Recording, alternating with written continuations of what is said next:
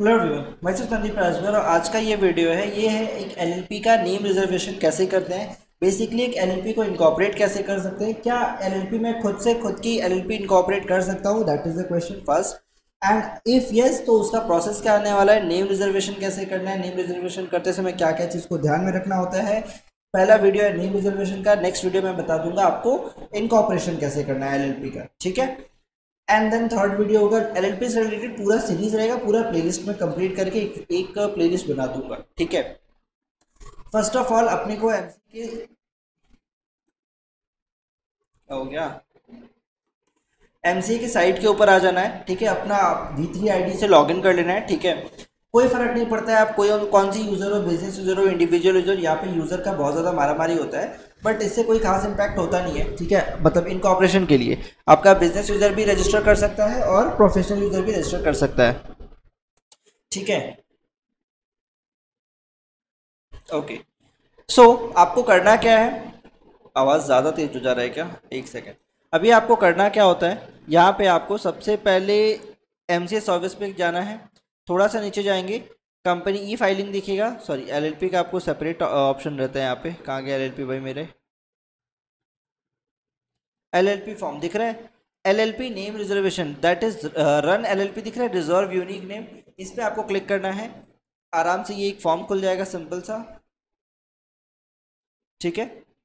इसमें बहुत कुछ नहीं करना होता है, बहुत ही सिंपल सा फॉर्म है। न्यू इनकॉर्पोरेशन करना है आपको, अगर आप कन्वर्ट करना चाहते हो तो देन इस पर क्लिक करेंगे, फॉर्म इनटू एलएलपी। कन्वर्ट करो प्राइवेट लिमिटेड को अनलिस्टेड पब्लिक, कन्वर्ट करने वाले हो बेसिकली कंपनी को, या फिर नाम चेंज करने वाले हो, तो जो भी आपका ऑप्शन है, मेरे हिसाब से आपका न्यू इनकॉर्पोरेशन है तो न्यू इनकॉर्पोरेशन पे क्लिक रहेगा, ठीक है। न्यू इनकॉर्पोरेशन पे क्लिक करोगे तो ये वाला ऑप्शन डिसेबल हो जाता है, इस पर आप क्लिक नहीं कर पाते हो, ठीक है। सबसे इंपॉर्टेंट है सर्च एंड सेलेक्ट इंडस्ट्री सब क्लास, ये एनआईसी कोड बहुत इंपॉर्टेंट होता है। कुछ कुछ एनआईसी कोड सभी के लिए अवेलेबल नहीं होती। देखो एनआईसी कोड जो है ना, एनआईसी कोड का आपको गूगल पे जस्ट जाके एनआईसी कोड सर्च करोगे ना,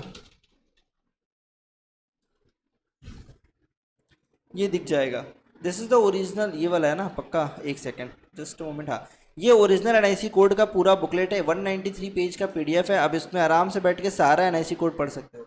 अभी इसमें मजे की बात क्या है ना, सारा एनआईसी कोड सबके लिए अलाउड नहीं है।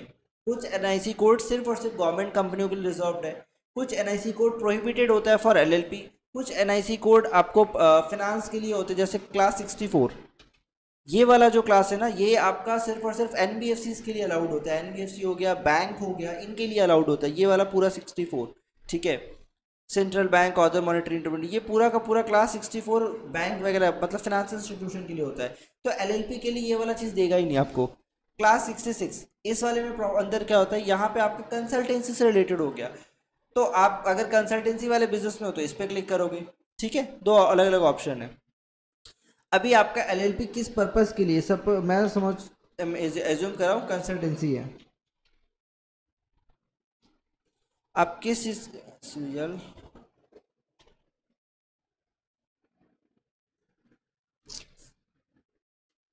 अरे यार चलो, मेरा सिक्योरिटी कंसल्टिंग जो भी है अपना मैं डालूंगा। अगर टैक्स कंसल्टिंग है तो टैक्स कंसल्टिंग, तीन ऑप्शन आप चूज़ कर सकते हो, तीन ऑप्शन से ज़्यादा आप चूज़ नहीं कर सकते हो, ठीक है। जो भी आप चूज़ कर दिए तीन ऑप्शन।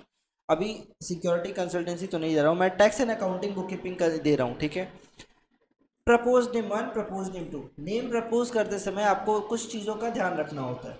क्या चीज़ सर, आपको नाम के लास्ट में एलएलपी लगाना है, जैसे संदीप एलएलपी, ठीक है, राजभर एलएलपी, एलएलपी, ठीक है। यहाँ पे जाके आपको ऑटो चेक द फॉर्म करना है। अभी ऑटो चेक में ना आपको एरर्स दिखाता है, क्या क्या एरर है आपके इस फॉर्म के अंदर, वेट दिख रहा है आपका यहाँ पे एग्जिस्टिंग नेम, ये सारा इन्फो दिख रहा है। इस इन्फो को आपको पहले तो समझना होता है। Please note that the propose name is similar name with the existing company LLP Sandeep agro private limited. अभी पॉइंट को समझो, सेम नेम सेम क्लास में नहीं मिलता है, ठीक है। सेम नेम डिफरेंट क्लास में मिल जाता है, जैसे ये संदीप एग्रो प्राइवेट लिमिटेड है, ठीक है। तो there is a very rare chances, मतलब अगर मेरा सेम बिजनेस इंडस्ट्री वाला है, इसका तो यहाँ पे कंसल्टेंसी का नहीं, इसका तो agriculture agro, I am assuming कि इसका एग्रीकल्चर वाला बिजनेस होगा। अब मेरे को देख के तो नहीं पता चलेगा कि भाई एग्रीकल्चर है कि नहीं है।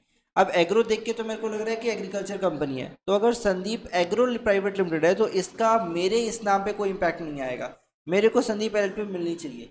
लेकिन एट द सेम टाइम इस नाम से मेरा नेचर ऑफ बिजनेस मतलब पता नहीं चल रहा है। Sandeep LLP what, Sandeep LLP क्या काम करती है, इस बात का तो पता नहीं चल रहा है। तो ये चीज़ का पता चलना चाहिए। इस चीज़ के लिए मेरे को इस अपने बिजनेस से रिलेटेड कुछ तो देना पड़ेगा। अब संदीप कंसल्टेंसी दे सकता हूँ,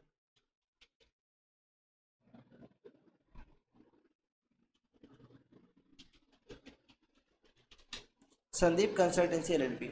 अभी जब तक मैं अपने बिजनेस से, पहला पॉइंट होता है कि जो भी नाम मैं डालूंगा वो मेरे बिजनेस को डायरेक्ट रिप्रेजेंट करना चाहिए, मतलब मेरे बिजनेस से रिलेटेड होना चाहिए। होना एकदम यूनिक कुछ अजीब सा नाम डाल रहा हूँ, जेवियर नाम दे रहा हूँ और बिजनेस कर रहा हूँ मैं कपड़े का, तो वो नहीं अलाउ, वो अलाउ ही नहीं करेगा आपको नाम। ठीक है, आपको बोलेगा कि भाई जेवियर फैब्रिक्स लिख दे, मैं अलाउ कर दे रहा हूँ, गवर्नमेंट अलाउ कर देगा।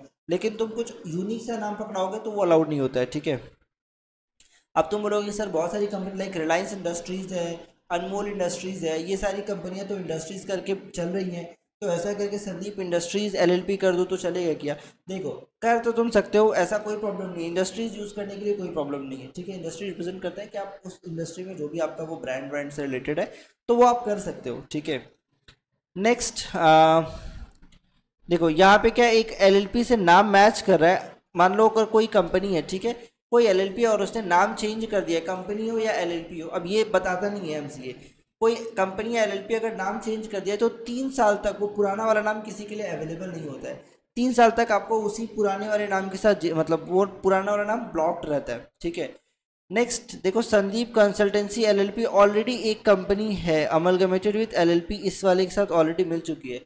अब इन दोनों में जैसे कंसल्टेंट क्या नाम है, अमलगमेशन हुआ ना, अमलगमेशन से 3 साल तक ये नाम मेरे लिए अवेलेबल नहीं है। ठीक है, तो अब एक बार चेक करना पड़ेगा कि ये एलएलपी कब की, सॉरी ये जो भी कंपनी है कब अमलगमेट हुई थी। जब भी हुई थी 3 साल तक मेरे को नाम नहीं मिलेगा ये। ठीक है, यहाँ पे कोई और निधि लिमिटेड बोल के, तो ये राजभक्त निधि लिमिटेड, ये वाला कोई प्रॉब्लम नहीं है, निधि अलग बिजनेस में आता है, मेरा राजभर है तो कोई प्रॉब्लम नहीं, मिल सकता है। तो इस तरीके से आपको एक एक चीज़ को चेक करना होता है। प्लस अगर आपका कोई ट्रेडमार्क वगैरह है तो अगर उसका ट्रेडमार्क आपके पास ऑलरेडी है तो उसका सारा सपोर्टिंग्स यहाँ अटैच करना होगा एंड देन आपको अपलोड करके सबमिट पे जाना होगा। अब सबमिट पे जाओगे तो दो ऑप्शन देगा, यहाँ पे submit application for name reservation या फिर cancel. Definitely you have to click on submit for name reservation. बहुत ज़्यादा फीस थी, कुछ 200 रुपया लगता है नेम रिजर्व करने का। मैं इसको कंटिन्यू करता हूँ और ये देखो सब फॉर्म सेव हो गया, कुछ 200 रुपया लगेगा। अगर यही कम प्राइवेट लिमिटेड का लिए नाम रिजर्व करोगे तो 1000 रुपया पड़ता है, जबकि ये इनका वाला कितना पड़ता है, सिर्फ 200 रुपया पड़ता है। ठीक है, एलएलपी के लिए सिर्फ 200 रुपया, मतलब कितना सस्ता है। अगर आपका कोई भी डाउट रहे तो आप इंस्ट्रक्शन किट पढ़ सकते हो। ये इंस्ट्रक्शन किट, एक सेकेंड, इंस्ट्रक्शन किट में बहुत सारा पॉइंट होता है। अभी देखो एलएलपी सारा तुम्हारा नॉन एसटीपी मोड में होता है, सारा फॉर्म चेक होता है एंड देन अप्रूव होता है, फिर ये आता है। ठीक है,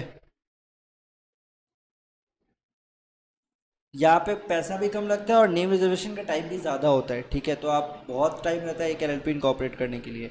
अब ये नाम रिजर्वेशन का टाइम अप्रूवल कितने टाइम में आता है, देखो ये पूरा डिपेंड करता है कि सीआरसी के पास कितना प्रेशर है, वर्कलोड उनका कितना है। अगर उनके पास कम एप्लीकेशन जाते हैं तो वो लोग आपका फास्ट अप्रूवल करता है, विद इन 48 आवर आपका अप्रूव हो जाता, रिस्पॉन्स आ जाता है।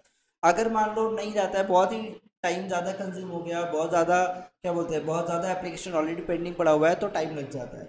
आज के डेट पे मतलब नवंबर में ये वीडियो बन रहा है, नवंबर 2024, आज के डेट पे अप्रॉक्सीमेटली 15 to 20 डेज़ का टाइम लगता है, 15 से 20 दिन लग रहा है एक नेम का रिस्पांस आने में। अगर 15 दिन के बाद नेम का रिस्पांस आया कि भैया आपका नाम रिसबमिशन में आया तो आप रिप्लाई करोगे, 2 से 3 दिन के अंदर वो रिसबमिशन का रिस्पांस आ जाता है। अगर किसी कारण से नाम रिजेक्ट हो गया देन आपको फ्रेश नेम अप्लाई करना पड़ेगा, फ्रेश 15 to 20 डेज आपके लगेंगे। तो यहाँ पे अभी इनको ऑपरेशन का जो टाइम है ऑन एन एवरेज 1 महीने का आराम से लग जा रहा है। ठीक है, सो आई होप आपका नेम रिजर्वेशन का पॉइंट क्लियर हो गया होगा। नेक्स्ट वीडियो एलएलपी के ऊपर जो है वो इनकॉर्पोरेशन से रिलेटेड है, उसमें जितना पॉइंट हो सकेगा आई विल एक्सप्लेन, बता दूंगा कैसे क्या करना होता है, सब कुछ I will try to complete. Okay, मिलते हैं अगले वीडियो में। जय हिंद। प्लीज़ चैनल को सब्सक्राइब ज़रूर करिएगा, वीडियो को लाइक करिएगा, कोई भी डाउट है तो कमेंट करिएगा, बिकॉज मोटिवेशन मेरा आपका सब्सक्राइब एंड लाइक से ही आता है। ठीक है, एंड कमेंट तो बढ़िया ही चीज़ यार कर दो यार। अगले वीडियो में मिलते हैं, जय हिंद।